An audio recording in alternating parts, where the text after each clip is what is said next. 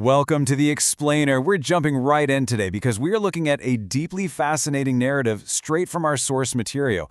We're going to follow the incredible story of Apostle James. But, this really isn't just some dusty history lesson. His journey to sainthood actually holds this profound biological secret about how personal transformation works. And honestly, it's a secret that applies just as much to our crazy modern lives as it did thousands of years ago. So let me ask you something right off the bat. Have you ever just wanted instant success? Like a quick fix to skip the line and get right to the top? Look, it's a completely natural human desire, and surprisingly enough, it's exactly where the great Apostle James started out. In his early days, the guy was highly ambitious and frankly, deeply flawed. He didn't just want a nice promotion, he wanted the top seat in the universe. He wanted all the glory, the recognition, the status, but he kind of wanted it without having to put in the grit and the sacrifice. It's a crazy contrast when you really look at it. James and his brother actually had the nerve to boldly approach Jesus and beg for the top positions of power. They wanted to secure those prime seats at his right and left hands. Basically, they were asking for the crown. But Jesus countered all that worldly ambition by asking a really crucial question. Can you drink the chalice that I am going to drink? He was challenging them, right? Asking if they were genuinely ready for the cross, for the ultimate sacrifice, before demanding the royal treatment. And this whole clash between demanding instant ambition and accepting required sacrifice leads us perfectly into the next part of our explainer. All right, Section 1, the butterfly process. To explain how true spiritual greatness and lasting personal transformation actually work in practice, the source material gives us this gorgeous, easily understandable biological metaphor. Growth and change, they are never miracles of instant gratification. They're a deliberate process. As the text so perfectly puts it, you don't just wake up one morning and become a butterfly.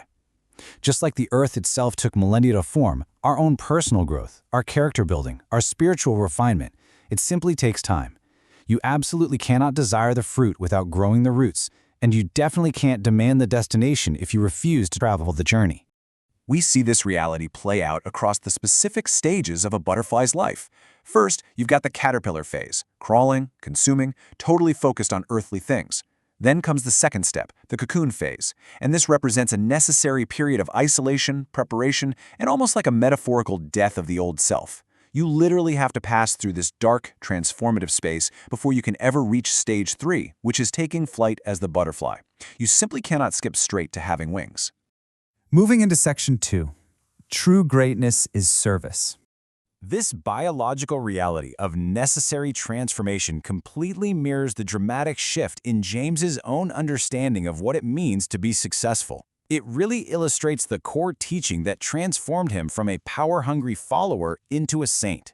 Jesus told his ambitious followers, "Whoever wishes to be great among you shall be your servant." Now that completely reverses our worldly expectations, doesn't it?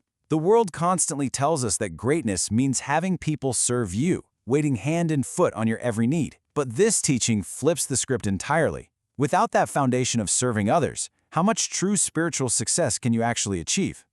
Zero. Literally zero. That is the exact amount of lasting spiritual success you're going to achieve if you demand instant power without first having a rock-solid foundation of service. So many people want to be the boss, they want the fancy title, but very few actually want to serve. And if you lack that humble foundation, any height you reach is going to be incredibly fragile and short-lived. So it all comes down to this one really powerful metric. True success is measured not by how high you climb, but by how many people you lift up. Greatness just isn't about the position you hold, it's about being genuinely useful to others. And here is a really beautiful detail from the source material. Even if you are currently restricted by illness or hardship or literally stuck in bed, you can still be immensely useful. You can still serve and lift others up just by dedicating your time to praying for your loved ones. Breaking down James's transformation, there are 3 profound lessons we need to take away. 1. Don't rush the process. 2. Greatness is service. And 3. Every butterfly has a cocoon. I really want us to lean into that last point because it honestly holds the key to understanding some of the absolute hardest parts of our human experience. Which brings us to Section 3, the cross as a cocoon.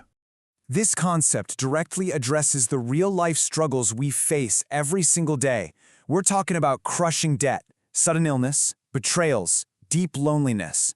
It fundamentally redefines our suffering. A spiritual cocoon is not a punishment.